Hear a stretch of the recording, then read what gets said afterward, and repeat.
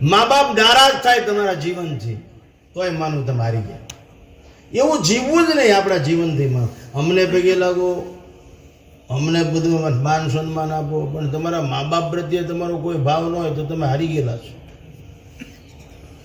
ધર્મ ઘરેથી શરૂ થાય. મંદિરે જાવ એની સાથે વિરોધ નથી, સાધુ સંતોનો આદર કરો એની સાથે વિરોધ નથી,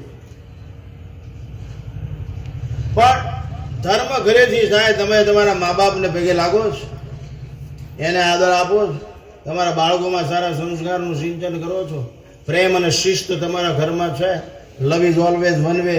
પ્રેમ એક માર્ગીય રસ્તો છે, અપેક્ષા વગરનો. આવું જીવાય છે. જીવનને ઢંઢોળવું પડે, જીવનને અંદરથી તપાસવું પડે. નશામાં જીવવું જોઈએ, નશો. અને નશો એવો કરો કે ઉતરે જ નહીં કોઈ. ઈશ્વર સુધી પહોંચી જાય ત્યાં સુધી એ નશો ઉતરે નહીં. બાકીના બધા નશા ઉતરી જવાના.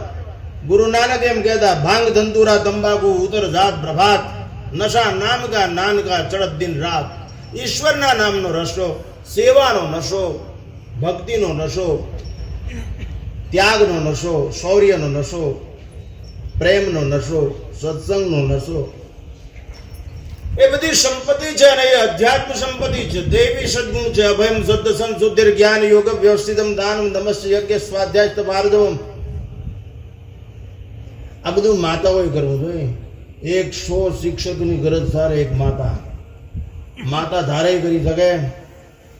બાળક ગર્ભમાં હોય ત્યારથી પુષ્પન સંસ્કારથી જ બાળકને તૈયાર કરવું જોઈએ. ખોળામાં નવરાવો, ખવડાવો, ધવરાવો, સુરાવો, ત્યારે સારી વાતો, સારા સંસ્કાર, ઇતિહાસની, શાસ્ત્રની વાતો કેવી છે.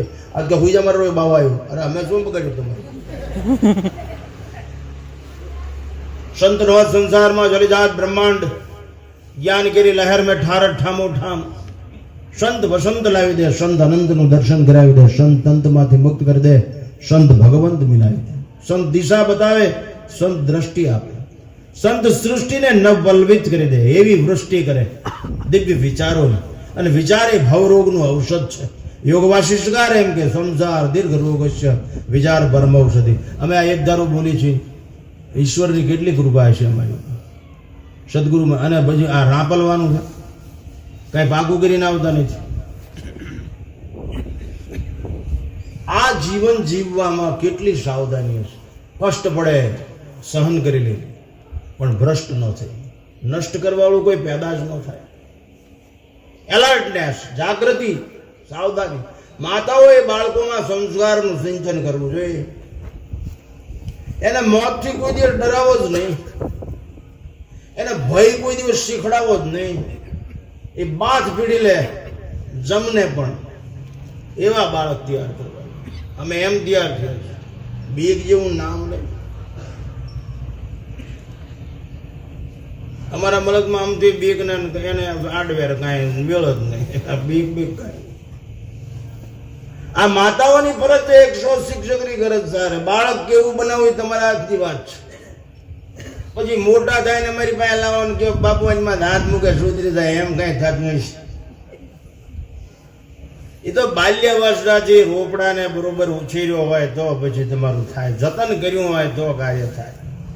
બાકી માતાઓ, જે દેશની સ્ત્રી વિવેકથી જાગૃત હોય, ખાસ યાદ રાખજો બેન, જે દેશની સ્ત્રી વિવેકથી જાગૃત હોય એ દેશની ચારિત્રની સરિતા ક્યારેય સુકાતી નથી. અને જે દેશની ચારિત્રની સરિતા ન સુકાય એ દેશનું ચિત્ર ક્યારેય વિકૃત થતું નથી. એ ચિત્ર પવિત્ર જ રહે છે. પણ સ્ત્રી વિવેકથી જાગૃત હોય. આ તો પતિયારે લડાઈ કરે, આવો હાટલો લાવી ગયો, આવું ફ્રીજ લાવી ગયો, આવો પાવડર લાવી ગયો, આજલા જ બે ચંપલ લાવી ગયો, અરે મરી જા. આ કેવા સંતાન આપ્યા છે. શિવાજી મહારાજ, સરદાર વલ્લભભાઈ પટેલ, મહારાણા પ્રતાપ, રસ ખાન, અબ્દુલ કલામ આઝાદ છે. સારા સંતાનો હોય. આપણા હાથની વાત છે. તમે કર્મ કરો સારું.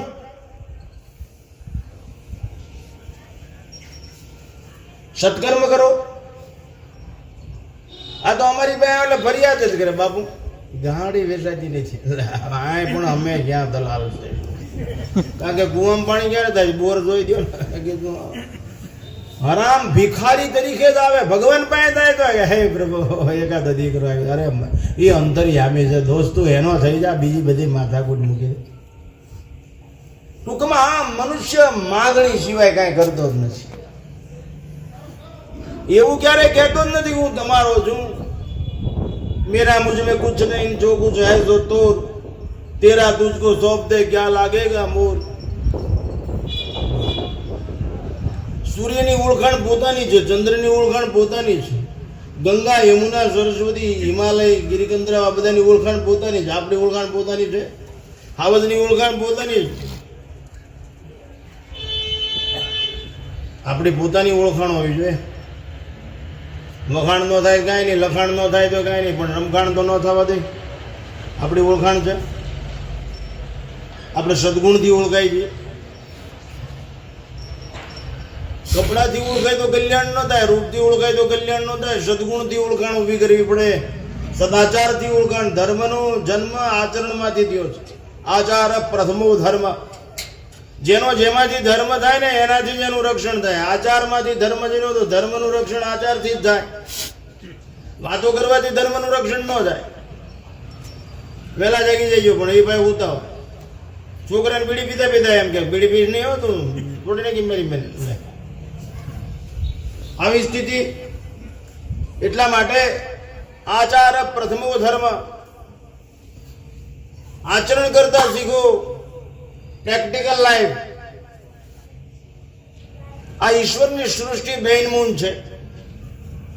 આ બધું માણવા જેવું છે, આ બધું જાણવા જેવું છે. આ ખુશી ખુશી છે, પણ જીવતા આવડતું નથી. આપીને રાજી થાવ, જો સુખ તમારી પાસે જાય જ ગેજો, ખુશી તમારી પાસે જાય જ ગેજો. અને જે આપે છે બધા ખુલ્લા છે. સૂર્ય ખુલ્લો, ચંદ્ર ખુલ્લો, વૃક્ષો ખુલ્લા, ગાય ખુલ્લી, નદી ખુલ્લા, આ બધા ખુલ્લા ઓપન કાર્ડ લાઈફ જીવે છે. આપો. તમારી શક્તિનો ખ્યાલ રાખી બીજાનું ભલું થાય એવું કરો. કર ભલા હોગા ભલા. સંગ્રહ કે વિગ્રહમાં કલ્યાણ નથી. અનુગ્રહ જો કોઈ મહાપુરુષનો થઈ જાય, અનુગ્રહ ભગવાનનો થઈ જાય તો આપણું ભરમ કલ્યાણ થાય. ત્યાગ કરતા આ શરીરમાં ત્યાગ ન થાય તો રોગ થાય, પેટ સાફ ન થાય તો કેમ થાય? તરત જ બીમારી આવી જાય. એટલે જ માણસોએ મહાત્માએ પૂછ્યું ચપટેક ચોખા લઈને મંદિરે જાઉં, ચપટેક ખાંડ કે બધું કંઈક લઈને જાઉં. એનો અર્થ એવું કાંઈ સાધુ બાવા ભિખારી છે ને તમે શિવાડી દો છો એમ નહીં. તમારામાં ત્યાગની ભાવના પ્રગટે, તમારામાં ત્યાગના સદગુણ આવે. હું જ્યાં મહંત છું ને ત્યાં પેટીમાં 8 લાખ રૂપિયાનું પરચુરણ આવે છે. ગુજરાતનું મોટામાં મોટું તીર્થધામ, મોટા ગોપનાથ. અત્યારે દિલ્હી સુધી કોઈ બોલે એવું નથી, કાઢી લીધા હોય કેમ થાય? એવો નબળો વિચારો તો નર્મદાજી પડીને મરી જવું જોઈએ. લોકો અસ્થિરતા દૂર કરવા અહીંયા આવે છે. પૈસા નાખે, ઘી લાવે, નાળિયેર, ચોખા, ઘઉં છે. અસ્થિર દૂર થવા, અસ્થિરતા દૂર કરવા માણસ ત્યાં ત્યાગ. અરે ભગવાને તો અર્જુનને એમ કીધું મૈરપિત મનોબુદ્ધિ યો મત ભક્ત સમય પ્રિય. તારા મનને બુદ્ધિ મને આપી દે, એ મોટામાં મોટી જરૂર છે. નકર તું આમ તેમ તો બંબીઓ માર્યા કરીશ. આજ પરિસ્થિતિ એવી છે આપણી કે ભગવાન અંદર બેઠો છે. આપણે ઘર છે ને કેટલું સુશોભિત રાખીએ છીએ, કેટલું વ્યવસ્થિત રાખીએ છીએ. અંદર બેઠો છે એના માટે આપણી કેવી ભાવના છે. ઈશ્વર મનુષ્યાણામ હૃદય તિષ્ઠિતો અર્જુન સર્વસ્વ ચામ હૃદય વિષ્ટો. ભગવાન અંદર બેઠો છે, એની નોંધ લીધી. ભગવાન અંદર બેઠો છે એની નોંધ લીધી હોય તો સમંદર કરી જાય. આપણે અંદર બેઠો છે એની નોંધ લ્યો તો ખોટું કરી શકશો નહીં, ખરાબ કરી શકશો નહીં, બીજા કોઈને વરી શકશો નહીં. મરવાની વાત જ નહીં, સહજ તરી જવાશે. સુરદાસ સતત ભગવાનની નોંધ. એટલે પૂજારીને બધા વિચાર કરો બેટા કે આવડા સુરદાસ આંધળો છે, રોજ ભેગી લાગવા. ભગવાને જે રંગના વાઘા પહેરી હોય એ રંગના જ કીર્તન ભજન બોલે છે. લાલ પહેરાય લાલ ને પીળા પહેરાય પીળા ને ધોળા પહેરાય ધોળા. આ કે ભાળતો નથી ને કે ઢોંગ નથી કરતો ને આંખમાં આને વહી ગઈ છે કે સુરદાસ છે ને. એક દી આ પૂજારીએ શું કર્યું, ભગવાનને કપડાં જ ન પહેરાય, આમ આઘાત. અને સુરદાસે મંદિરમાં પ્રવેશ કર્યો. આ પ્રભુ નંગમ નંગા, પ્રભુ આજ નંગમ નંગા. ભગવાન આજ પૂજારી કે હવે સાળો કરાય નહીં, આ સુરદાસ છે પણ આને અંદરની આંખું ઉઘડી ગઈ છે. ઈશ્વર સુધી પહોંચેલાને દિવ્ય દ્રષ્ટિ પ્રાપ્ત થાય છે. અને આ તન, આ મન ભગવાન સુધી પહોંચવા માટે છે. એનો સદુપયોગ કરતા શીખવું જોઈએ. સદુપયોગ કરશો તો ભવરોગ નજીક નહીં આવે અને તમારું જીવન સફળ થશે. વલ્લભભાઈના ગમનથી આપને બધાને ખોટ તો પડી હોય, સ્વાભાવિક છે. એક જવાબદાર વ્યક્તિનો ખાલી બહુ ઊભો થાય એ તો જેને વિધિ હોય એને ખ્યાલ હોય. દુષ્કાળ 100 વર્ષે વહમો લાગે એ સ્વાભાવિક છે. પણ તમે હું કરી શું લઈ એની પાછળ તમે 2-4 બાબત, એની પાસે જે સારા કર્મો હતા, એની પાસે જે સારી આવડત હતી એને આપણે આચરણથી જીવતી રાખવી જોઈએ કે ભાઈ એ સારી વૃત્તિના માણસ હતા, સારું કર્મ કરતા તો આપણે સારું કર્મ કરવું જોઈએ. એની પાસેથી શીખી લેવું જોઈએ. એને હવે જીવતો રાખવો હોય તો ફોટામાં જીવતો ન રહે. એકલી યાદ કરવાથી વલ્લભભાઈ કરવાથી કઈ જીવતો રહે નહીં. એ માનસિકતા છે. એને જીવતો રાખવો તો એક જ રસ્તો છે કે એને શું ગમતું હતું વહેલું સત્કર્મ, એને આપણે જીવંત રાખવું જોઈએ. કે ભાઈ એને બીજા પ્રત્યે આદર ભાવ હતો, એને બીજાને ખવડાવવાની શોખ હતો, બીજાનું ભલું થાય એની ભાવના, તો એમાંનો સદગુણ આપણે કેળવી, આપણને પ્રેરણા મળે. તો નહીતર કોક યાદ આપણને નડે અને અમુક યાદ એવી હોય છે કે આપણા પર દયા કરે. એક અંબાલાલ પટેલ 99 વર્ષે દેવ થઈ ગયા, ગામમાં હોપો પડી ગયો. 99 વર્ષે બધા કે માર્યા છાંયો વયો ગયો. ઘણા નવાઈ લાગે ને, આ અંબાલાલ પટેલ દેવ થઈ ગયા, માણસો બોલે આવી રીતે છાંયો ગયો. કોઈક જગ્યાએ કે પરબ તૂટી ગયા, ત્રીજી જગ્યાએ કે વનક્ષેત્રને તાળા લાગી ગયા, ચોથી જગ્યાએ કોઈક હવે ગામો તરસી રહી છે, પાંચમી જગ્યાએ કે હવે ઠેસ્યું વાગશે, ખાડા પડી જાય છે રોડમાંથી, કોઈક હવે બેનું દીકરીઓ સલામત નહીં રહે લ્યો, કોઈક હવે ટેસ્ટ નથી ઉગાડા પૈકી આવવું પડશે, આપણા પગ બળશે, કોઈ સંપલ નહીં આપે. મેં કીધું આ શું કહેવાય, આ મહાદેવ થઈ ગયો ને વાતું આવી થાય. મેં કીધું લે ભાઈ તમે કેમ આમ બોલો? એ કે બાપુ આ જે દાદા દેવ થઈ ગયા અંબાલાલ પટેલ, એ જે જગ્યાએ હાલે ને એ જગ્યાએ ખાડો ન હોય, ઠેસ ન વાગે અને ઝાડવા વાવે, પાણી પાય, બીજા માણસોને માટે પરબ બાંધે, ઠેસને એક કોથળો ભરીને ચંપલ રાખે, ઉગાડા પૈકી ઉનાળામાં આવે ને પહેરાવી દે ને પછી ગામમાં ઓલા ખૂણે કાઢી નાખી ગયો, પાછો કોથળો ભરીને ઠેસ ના આવી જાય ટાઈમ આવે ગાડી. એટલું પરોપકારમય જીવન. આવ સાધારણ માણસ કોઈ એમના ઘરેથી ડોશીમાં એમના મીરાબા, આ અંબાલાલ પટેલ દેવ થઈ ગયા, ગામને એમ થયું કે આપણે ઘણું ગુમાયું. જે એની ગુણ પદ્ધતિ હતી, એની જે સેવા પદ્ધતિ હતી, એનો મોટો દુખાવો પડ્યો. ગામના કે હવે શું કરવું? બધા ભેગા થઈ ગયા, આપણે ગામમાં વચ્ચોવચ્ચ એમનું પૂતળું મૂકી ગયું. એ ગયા હીરામાં ભાઈ માં, અમે અમારા દાદાનું પૂતળું ગામના ચોકમાં મૂકી. એ કે ના હો, મારો ધણી જીવતો જ્યારે કોઈ નડ્યો નથી અને બધાનું ભલું કર્યું, હવે આ રિક્ષાવાળાને ગાડાવાળાને નડે એવું નથી કર્યું. એમ નહીં કે એનું પૂતળું મૂકી તો અમને પ્રેરણા મળે કે આ દાદા આવું સત્કર્મ કરતા આપણે કરવું જોઈએ, એનો ઇતિહાસ ગવાય, લોકો વાંચે, એના જીવનને વિચારે, આચરે, એમાંથી પ્રેરણા મળે. એટલે તો કે તમારું ગામ એમ ઈચ્છતું હોય તો મૂકો, પણ મારી એવી વિનંતી છે કે મારા ધણીનો પૂતળો બનાવો તો એની ખોપરીમાં મોટો ખાડો હોય ને એમાં 2 પાટીઓ મૂકીને 2 ખાના કરીઓ. એ કે એવું પૂતળું બનાવતું કે તો પધરાવું હોય તો મારી એવી રીતે મજૂરી છે કે ખોપરીમાં ખાડો રાખીને 2 ખાના કરવાના. ગામના કે એમે હા પાડી છે ને આપણે શું વાંધો છે. એ જયપુરમાં સ્ટેચ્યુ બનાવ્યું, લાવ્યા અનાવરણ વિધિ, માડીને બોલાવ્યો, હીરામાં હાલો કે તમારા આ જે અનાવરણ છે એ શું કહેવાય કે એ કયા બધું હાલો ત્યાં ખુલ્લું મૂકવાનું છે. માડી તો એક વાર દોરાનો ફ્રેમ અને એક વાર ચશ્માનું, 2 હાથમાં બરણીઓ લીધી, તૂટી ગયેલી ત્યાં હેન્ડલ બધા, અને ન્યાય માડી આ દોરડું આમ કરીને આમ કરો, એ અનાવરણ છે, અનાવરણ છે. બધા જાય બોલાય, હવે કે કાંઈક બોલો. અરે મને કે મારા હવે કાંઈ બોલતા આવડતું નહીં કે મારે. પછી બરણી બધાને એમ કે આમાં કંઈક પ્રસાદી લાવ્યા છે મારે લાવું. ડોશીમાં બરણીને ઢાંકણા ખોલ્યા, એકમાં પાણી ભરેલું ને એકમાં ઝાર. આમ ટેબલ ઉપર કે મને ટેકો કરો, તે એક ખાનામાં ખોપરીમાં પાણી પીર્યું ને એક ખાનામાં ઝાર પીરીને એટલું જ બોલ્યા, મારો ધણી જીવતો ત્યારે કોઈ નડ્યો નથી, મરી ગયા પછી કોઈ નડે નહીં. આ પક્ષીઓ પાણી પી છે અને આ ચણી ખાય છે, મારા ધણીનો આ પૂતળો પરોપકાર કરશે. આવી ઉદાત ભાવના, માણસો સ્તબ્ધ થઈ ગયા. સ્ટેચ્યુ લાઈફ કેવું, એક પરંપરા કેવી, તમે કલ્પના કરો.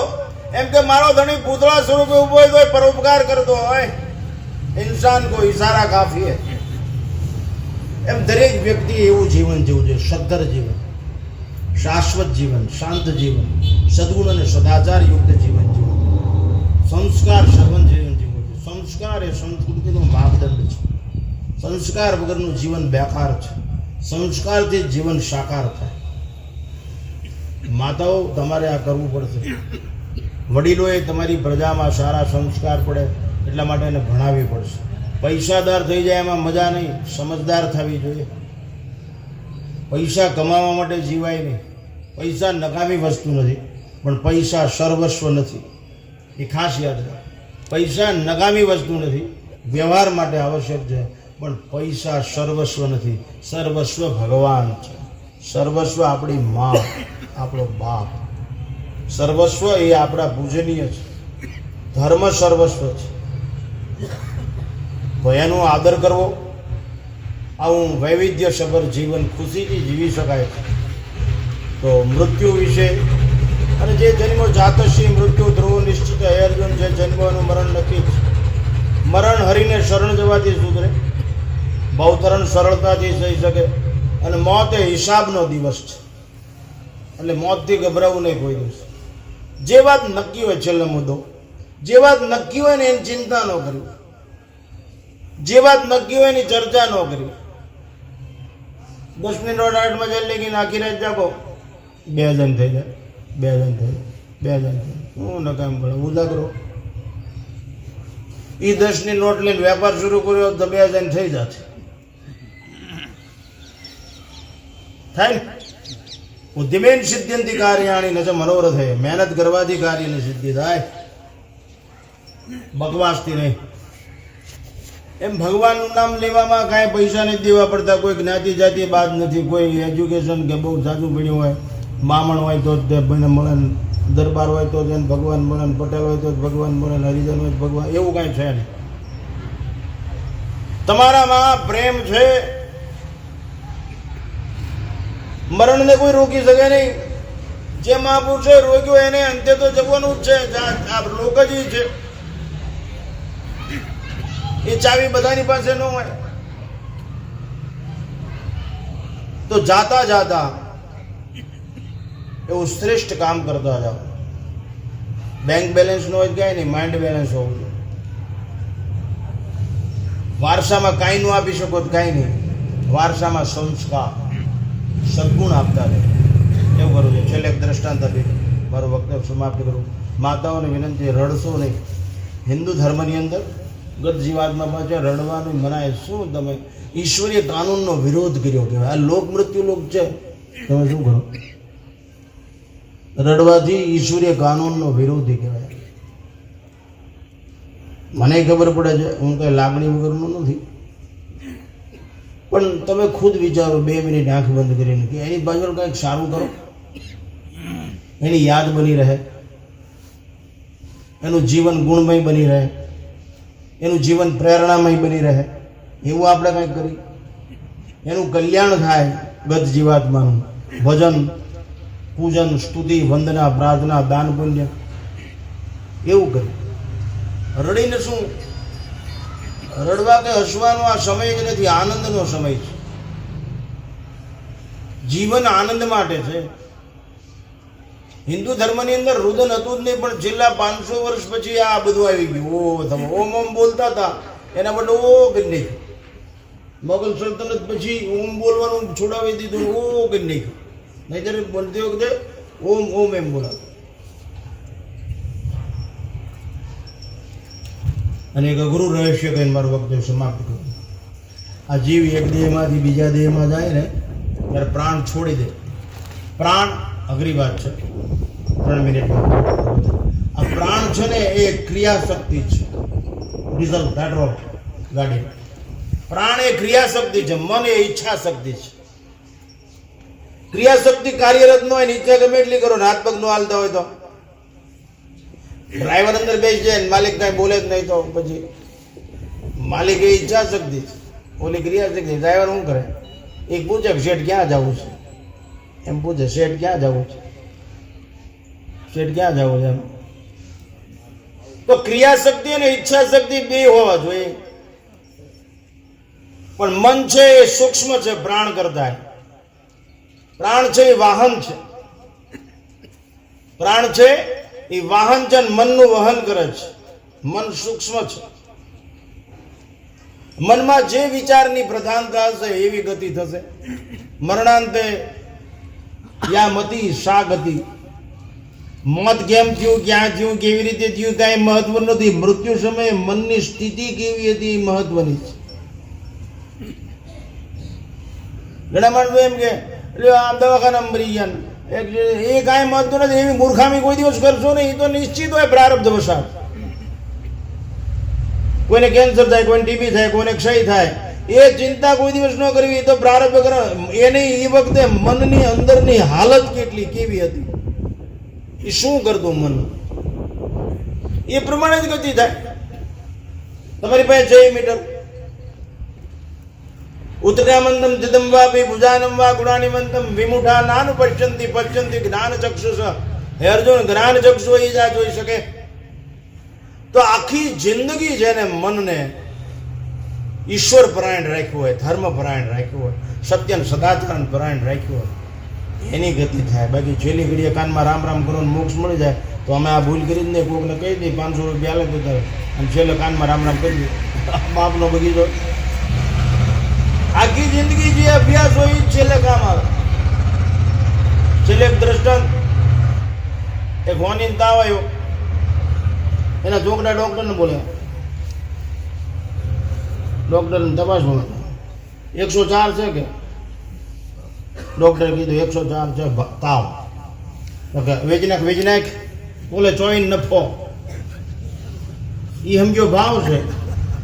ડોક્ટર કે તાવ છે. કારણ કે આખી જિંદગી જ કરેલું. એ તાવ કીધો કે ભાવ તોલે 24, એને મેં કે 80 લીધું છે. આ 104 કે છે ને તોલે 24 વેચી નાખ બકા કે 24 નો નફો કે બાકી. બાપુ ઉપર કાગળિયા કચરો મોકલ્યો હોય એટલું શું પડે?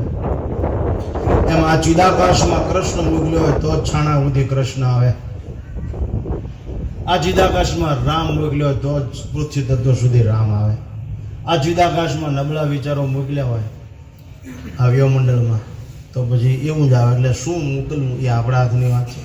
કાંઈ ન કરો, હાલતા ચાલતા, ખાતા પીતા, ઉઠતા બેહતા, કપડાં ધોતા, ગોળો વિસરતા, અંજવાળી કાઢતા, પંચાયત કર્યા વગર કેવલ ભગવાનનું નામ રાખવું. અને એવી ગુલામી કરવી જ નહીં. મુફલીસ માણસો આપણા મુદ્રી થાય.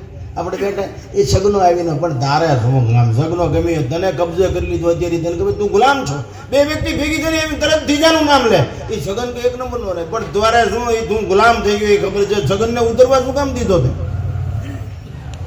આપણે હવે એ છગન તો ત્યાં છે જ નહીં. અત્યારે તમે વાતું કરો ત્યારે તો તમે ગોલા થઈ ગયા. હાવ ગુલામ. છગન ઉતરી ગયો તમારી હાઈલીપેડ ઉપર, એ તમારો બાપ થઈ ગયો. અડધી કલાક સુધી ચાલી લાગે. એ ગાંડીનો ને આવીને બાદ તું તો અત્યારે તું ક્યાં ડાયનો છો, તું જ ગાંડીનો. છગનને પકડીને કહેતા કૃષ્ણને પકડી લીધો હોત અડધી કલાક તો ભલે ગાયું દીધું હોત તો મેળ પડી જાય. કૃષ્ણને ગાયું દીધું હોત તો કલ્યાણ થઈ જાય. એ તો